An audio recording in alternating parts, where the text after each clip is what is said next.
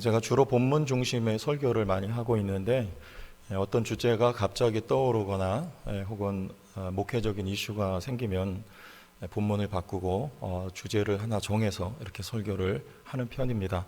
오늘도 내년뿐만 아니라 앞으로 우리 성도 교회가 어떤 방향으로 이제 나아가야 하는가에 관한 그런 주제로 말씀을 오늘 나누려고 하는데요.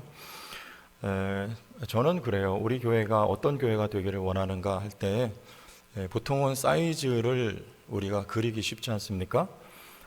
이 정도 규모의 교회가 됐으면 좋겠다는데 저는 많이 경계를 하고 스스로도 마음을 추스리는 편입니다. 왜냐하면 그게 명분이 되고 감춰져 있는 욕망이 따로 자리 잡을 수 있기 때문에 그래요. 규모가 아니고 건강한 교회가 되면 참 좋겠다. 이 방향으로 저는 늘 생각을 고쳐 먹습니다. 교회가 규모가 크든 작든 커도 병들 수 있고 작아도 병들 수 있습니다. 또 교회가 작아도 건강할 수 있고 커도 건강할 수 있습니다. 크다고 나쁜 건 아니에요. 그것도 하나님이 허락하시지 않으면 어떻게 교회가 여러분 몇만 명 또는 10만 명 사람이고 하는 거 아니거든요. 하나님이 하셔서 되는 일이기 때문에 규모와 관계없이 교회가 건강하다면 그 교회에게 주신 몫이 있고 사명이 다 다릅니다. 우리 대한민국 교회가 5만 개가 있으면 그 5만 개마다 저마다의 사명이 다 있는 거예요. 각자의 몫이 있습니다. 건강해야지 그것을 감당하지 않겠습니까?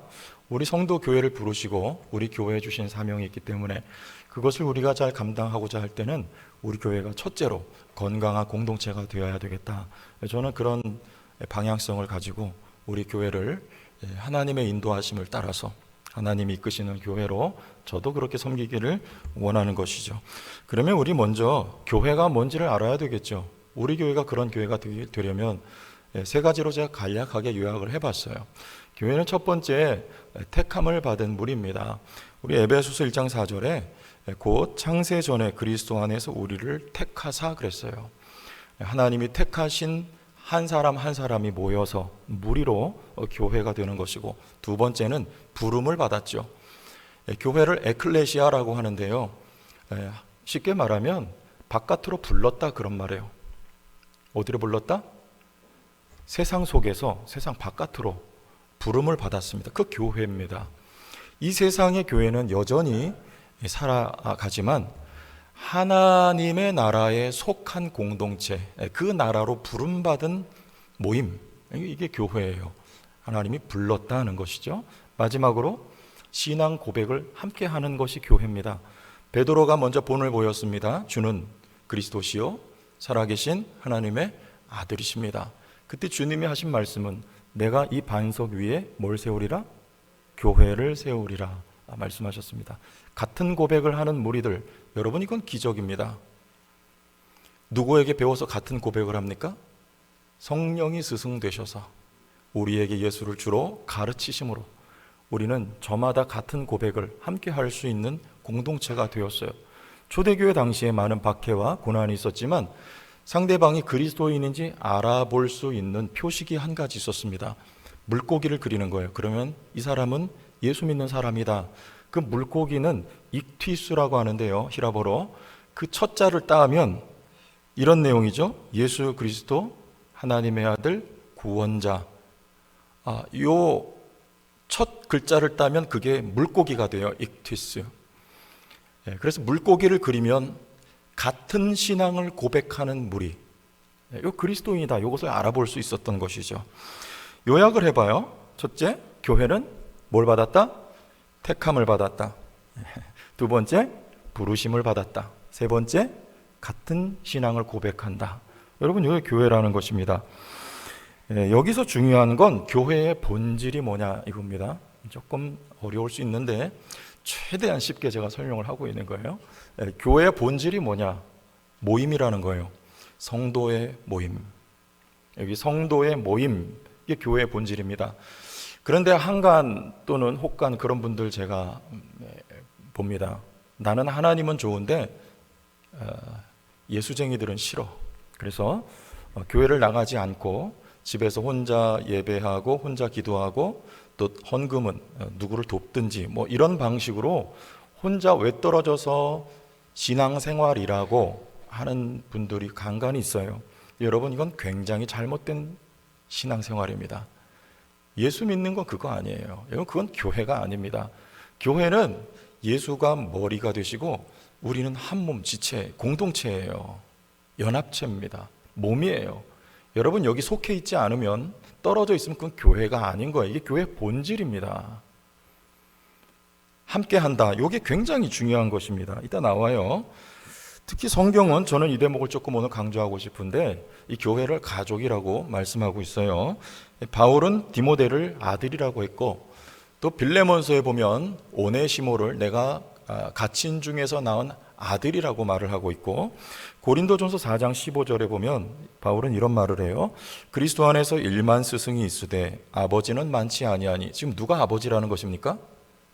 바울 자신이 아버지라는 거예요. 많지 아니하니 그리스도 예수 안에서 내가 복음으로써 너희를 뭐했다? 낳았다. 가족이라는 말입니다. 바울과 고린도 교회는 가족이에요. 아버지와 자녀들의 관계예요. 마태복음 12장 50절에 누구든지 하늘에 계신 내 아버지의 뜻대로 하는 자가 내 형제요 자매요 어머니다. 여러분, 성경에서는 이 혈연 관계만이 아니고 예수를 주로 고백하는 진리의 공동체를, 교회를 가족이라고 말씀하고 있는 것입니다. 여러분, 우리 모두는 실은 내 마음에 들든지 들지 않던지 우리는 가족이에요. 한 피바다 한 몸을 이루었습니다. 예수의 피를 우리가 서로 다 나눠받고 한 영, 곧 성령으로 말미암아 연결되어 있는 가족들이란 말이에요. 여러분, 이게 굉장히 중요한 개념이고 가치예요. 그러면 이 교회의 목적이 뭐냐? 우리를 그리스도 안에서 가족으로 삼아 주신 목적이 있어요. 여러분, 무엇을 위해 교회가 이 땅에 세워졌습니까? 존재합니까? 예배 또는 전도 또는 선교 또는 구제 또는 심지어는 어떤 분은 기도, 이렇게 말하는 분들도 있어요. 여러분, 제일 된 목적이 뭘까요? 그럼 뭐라고 생각하세요? 궁극적으로 예배가 맞습니다. 하나님을 우리가 알게 되고 그 하나님께 찬송으로, 예배로 영광을 돌리는 것, 하나님의 나라의 백성 삼는 것, 이것이 궁극적인 목적이지만, 그러나 여러분, 우리가 예배자로 세워지기 위해서 복음이 전해지지 않으면, 전도하지 않으면, 우리가 선교하지 않으면 어떻게 예배자가 세워질 수 있겠습니까? 그래서 이 전도나 선교 또한 제자를 삼는 것도 교회의, 여러분, 목적이에요. 굉장히 중요한 것이죠. 이것이 교회의 사명. 그래서 하나님은 선교하셨습니다. 전혀 낯선 타문화권, 이 세상에, 이 역사 속에 하나님은 찾아오셨어요. 말씀으로 찾아오시고 개입을 하십니다. 아브라함을 하나님이 찾아오셔서 부르십니다. 그리고 심지어는 예수 그리스도를 이 땅에 보내셔서 가르치셨고 선포하셨고 고쳐주셔서 우리를 예배자 만드시고 제자 만드셨습니다. 하나님은 이렇게 선교하셨어요. 여러분, 우리 성도교회가 이런 주님이 주신 사명 받들기 위해서 건강한 교회가 되어야 합니다. 여러분, 제가 말씀드리려고 하는 것은 또 한 가지, 구역은요. 그러면 구역도 교회입니까? 구역도 교회예요? 왜 그게 맞습니까? 성도의 모임이죠. 교회의 본질은 믿는 자들의 모임이 곧 교회입니다.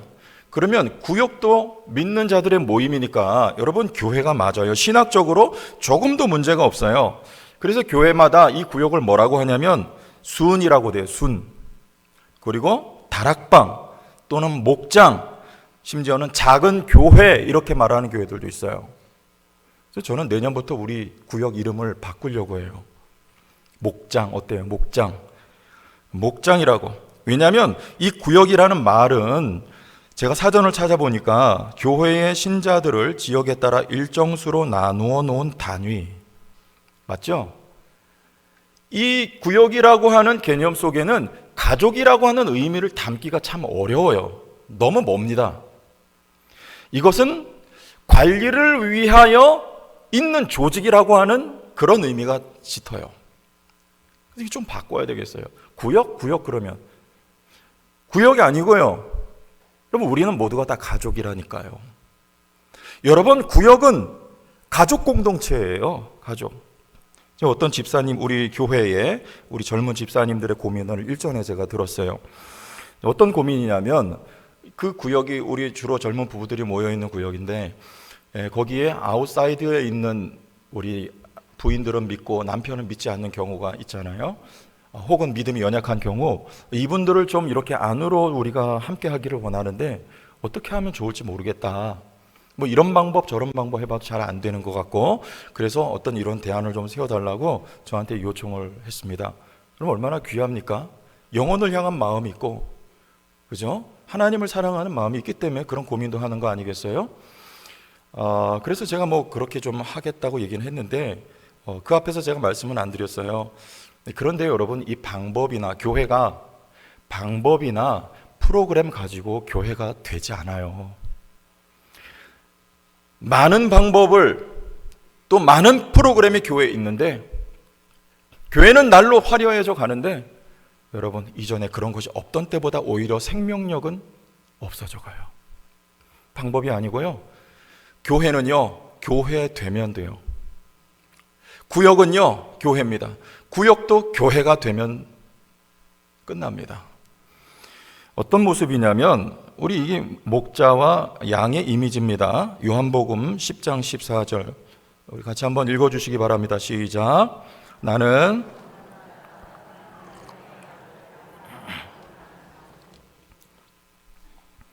아버지께서 나를 아시고 내가 양을 아는 것 같으니 나는 양을 위하여 목숨을 버리노라. 자, 이런 관계예요. 어떤 관계예요? 압니다. 누가? 먼저 목자가, 주님이 여러분을 깊이 아세요. 이해하세요. 여러분의 연약함을 아시고 용납하시고 사랑하시고 여러분을 위해 목숨을 아끼지 않는 분이 바로 목자 되신 주님이십니다. 그 주님을 아는 양은 누구도 안다?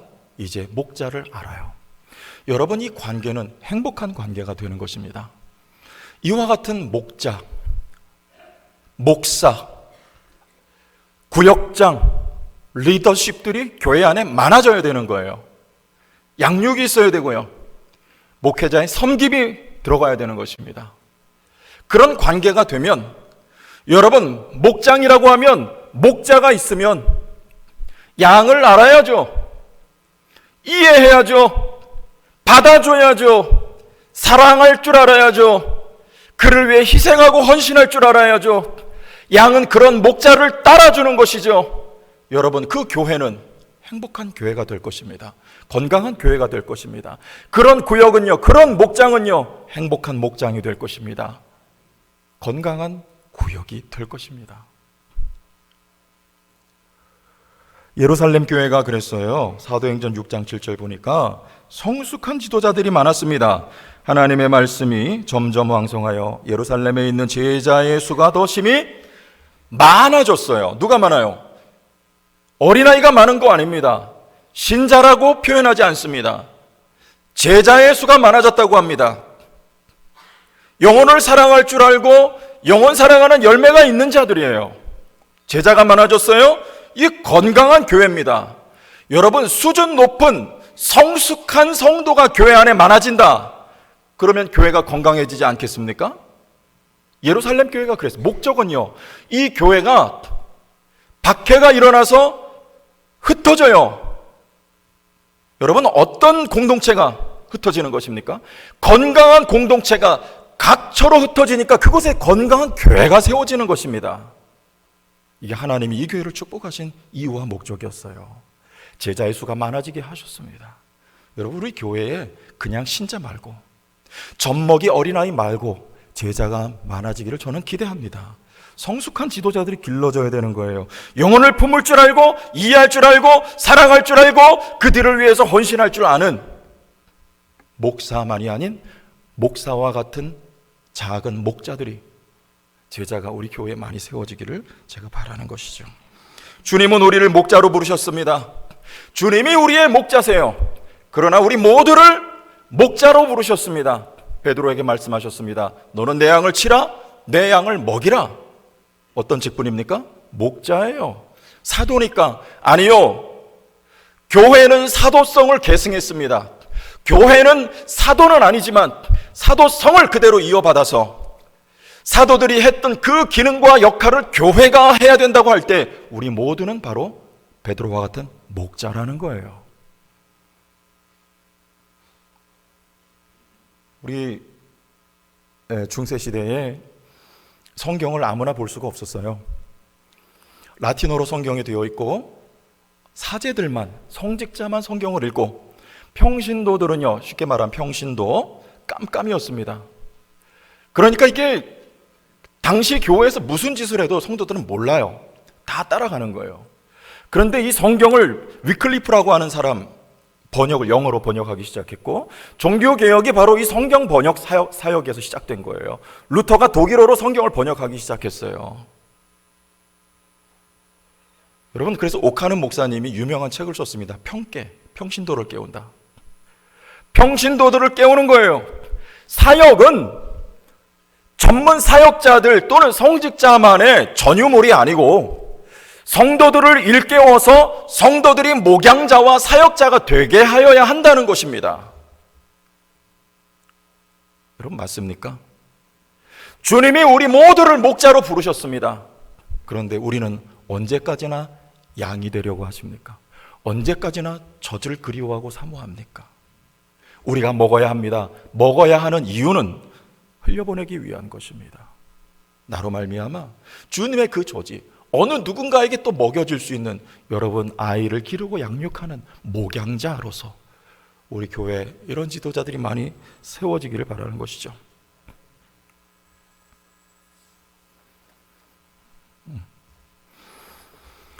여러분, 좋은 학교의 조건이 뭡니까? 명문학교.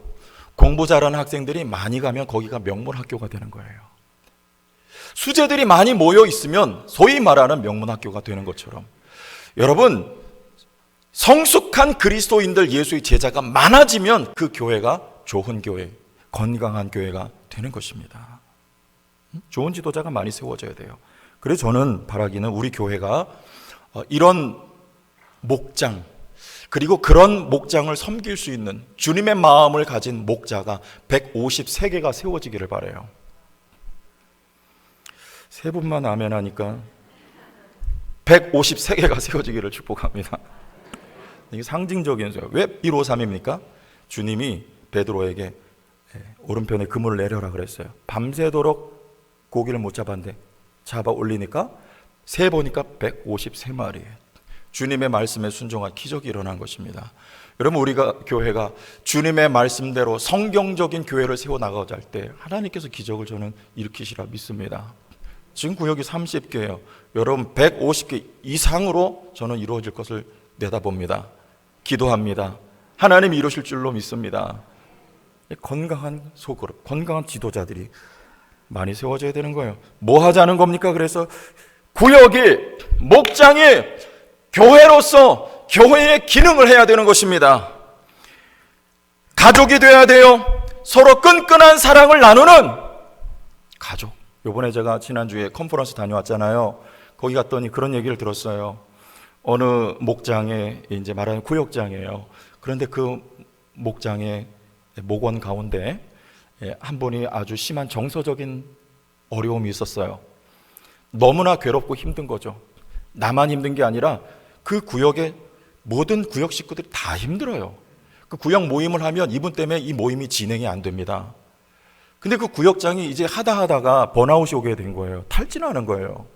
목사님한테 갔더니 목사님이 이제는 안 되겠으니, 왜 그 한 사람보다도 나머지 구역원들도 살려야 되고 무엇보다도 집사님이 좀 살아야 되지 않겠냐, 회복이 되어야 되지 않겠냐. 그래서 그분은 이제 좀 놓으시라 그랬어요. 그리고 얼마 후에 어떻게 하는가 봤더니 구역 모임을 한 번 했는데 일주일에 2번을 하는 거예요. 왠가 1대1로 그 아픈 분하고 개인적으로 만나서 양육을 하는 거예요. 그걸 돕고 섬기겠다. 그리고 나머지 한 타임은 또 나머지 구역원들을 함께하는 그런 시간을 가지면서 목사님이 물어봤어요. 집사님, 어떻게 이런 일을 생각하고 하십니까? 그랬더니 이 집사님 하는 말이, 목사님, 가족인데 가족을 어떻게 버립니까? 그런 말을 들었어요. 여러분, 이게 정말 교회입니다. 하나님은 우리를 버리지 않으세요. 부모는 자녀를 내치지 않습니다. 여러분, 우리는 가족이에요. 여러분, 구역 목장 안에서 이런 끈끈한 사랑과 주 안에 우정이 있다면 여러분, 그게 교회의 모습, 교회의 기능을 하는 거예요. 구역에서 전도가 일어나야 됩니다. 한 사람 VIP가 생기면요, 그 한 영혼을 건지기 위해서 전 구역원들이 다 달려들어서 섬겨야 되는 거예요. 그를 위해서 함께 기도해야 되는 거예요. 이게 구역의 사역이 되는 거예요. 그래서 한 영혼이 건져지면 모두의 기쁨이 되는 거예요. 구역이, 목장이 역동적인 조직이 되는 것입니다.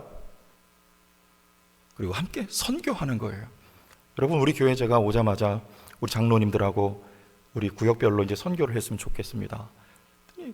이제 다 하고 있지 않습니까? 그냥 뜬금없이 없던 거 프로그램 하나 만든 게 아닙니다. 여러분, 구역은 교회라는 뜻입니다. 선교 헌금 내는 데서 그쳐지는 게 아니고 여러분들이 교회로서 교회 기능을 하고 주체적으로 여러분들이 선교를 하는 그런 목장이, 구역이 될 수 있도록 시작한 일이 바로 그거예요. 여러분, 우리 교회에 삶 공부가 있습니다. 생명의 삶에서부터 시작을 해서 지금 진행이 되고 있습니다. 이건 전혀 동떨어진 성경 공부가 아니에요. 여러분, 구역원들을 돕고 그러한 성숙한 제자가 세워질 수 있도록, 지도자가 세워질 수 있도록 돕기 위한 과정이 바로 우리 교회 삶 공부라는 거예요. 여러분, 다시 한번 정리합니다. 구역은 곧 교회예요. 목장이에요. 그래서 오늘 본문은 그 얘기를 하고 있습니다. 에베소서 4장 12절 다시 한번 같이 읽어보겠습니다. 시작. 이는 성도를 온전하게 하여 봉사의 일을 하게 하며 그리스도의 몸을 세우려 하심이라. 여기서 온전하게 한다는 말은 준비시킨다는 말입니다. 누가요? 그 앞절에 보면 사도, 선지자, 복음 전하는 자, 목사, 교사, 바로 우리가 여러분들을 준비시키는 거예요. 뭘 하기 위해서요? 봉사의 일은요, 이거 사역의 미니스트리 말하는 것입니다. 목사만 사역하고 목양하는 것이 아닙니다. 세워진 여러분은 목자들이, 리더십들이 150개면 150명의 리더십들이 사역을 하는 것입니다. 목양을 하는 것입니다. 성도를 돌아볼 줄 아는 거예요. 그들을 위해 희생하고 헌신함으로 여러분의 그 교회가, 작은 교회가 건강하여져서 우리 제천 성도 교회 안에 150개의 건강한 교회가 세워질 수 있도록 목사 한 사람이 아니라 그 지도자들이 다 목사, 작은 목회자가 될 수 있도록 뭐한다? 준비시키는 게 담임 목사의 하는 일이에요. 담임 목사가 여기도 쫓아가고 저기도 쫓아가고 이 일도 하고 저 일도 하고 이 일도 하면요, 이건 못합니다. 그럼 목사님 뭐 할래요? 사도행전 6장 말씀에 우리는 말씀 전하는 것과 기도하는 일에 전말이라. 그리고 방향, 교회 갈 방향을 제시해 주는 것, 이게 담임 목사가 하는 일입니다. 그와 같은 과정을 통해 초대교회가 건강하게 세워졌어요. 여러분, 사도행전 6장 사도들이 말씀과 복음 전하는 일 제쳐놓고 공개하는 일에 뛰어듭니다. 그러자 교회에 문제가 생기고 교회가 약해져요. 금방 회개하고 돌이킵니다. 우리는 말씀과 기도하는 일에 전무하고 7명의 일꾼을 세웠습니다. 지혜와 성령이 충만한 사람을 세웠어요. 그런데 놀라운 것은 이들이 사도들보다 더 큰 일을 해낸단 말이에요. 나가서 복음을 전할 뿐만 아니라 이들의 손을 통해서 병자들이 일어나고요, 심지어는 순교를 해요. 근데 이 복음이 확산되는데 이 순교가 결정타를 날립니다. 스데반의 죽음이요. 여러분들이 더 큰 일을 저보다 할 수 있어요. 저는 그 일을 돕기 위해서 있는 것이고, 그때 결과는요, 이 예루살렘 교회에 제자의 수가 더하여지는 것입니다. 교회 가운데 하나님의 말씀이 흥왕하여 가고 성도를 통하여 목양이 이루어지고요, 하나님의 일이 받들어지고 건강한 교회가 세워져 가므로 교회는 부흥을 거듭하게 됐던 역사가 바로 사도행전의 역사라는 것이죠. 이런 말씀을 드리니까 너무나 동떨어진 내용 같고 지금 우리 교회 현실과 또 낯설기도 한 길로 가는 것처럼 느껴질 수 있습니다. 근데 여러분, 제가 몇 년 전에 북한산에 등산을 새벽에 갔어요. 아주 추운 겨울인데, 북한산 어디 있는지 아시죠? 북한에 있는 거 아닙니다. 남한에 있습니다. 갔는데 눈이 이렇게 소복히 쌓여 있는 거예요. 여러분, 어떻게 제가 그 산에 자주 갔기 때문에 길을 아는데, 그날은 잘못 헛디디면 위험할 수 있잖아요. 그런데 다행인 건 누군가 저보다 더 일찍 새벽에 산을 올라간 발자국이 있는 거예요. 제가 안도의 한숨을 쉬었습니다. 발자국 따라가면 되겠다. 여러분, 우리가 가려고 하는 이 길이 낯선 발걸음일 수 있습니다. 생소할 수 있어요. 그러나 우리에겐 하나님의 말씀이 있습니다. 앞서간 믿음의 선질들이 있고, 우리 교회보다 앞서가고 있는 교회들이 있어요. 따라가면 됩니다. 제가 한 발자국 앞서서 갈 테니까 여러분들도 뒤따라오시기를 바랍니다. 왜 문제가 생깁니까? 기분 좋네. 아멘 크게 나오니까. 일부 때는 요거 반밖에 안 나왔는데 희망이 있습니다. 여러분, 왜 문제가 생겨요? 서두르니까 문제가 생겨요. 서두르니까. 이번에 안성에서 왜 사고 났어요? 근로자 몇 명 돌아가셨잖아요. 서두르니까 무너지는 거예요. 찬찬히 기초부터 차근차근 해야죠. 여러분, 우리가 이 길을 갈 때 서두르지 말고 제가 찬찬히 한 걸음씩 여러분들 인도해 드리고 도와드릴 테니까, 여러분 하나씩 가르쳐 드릴 테니까 여러분들 함께 하셔서 살아있고 건강한 주님이 기뻐하시고 힘있게 주님이 우리 교회에 주신 사명을 감당해낼 수 있는 교회가 될 수 있기를 예수님의 이름으로 축복합니다. 주의 영광 이곳에 가득해 우린 선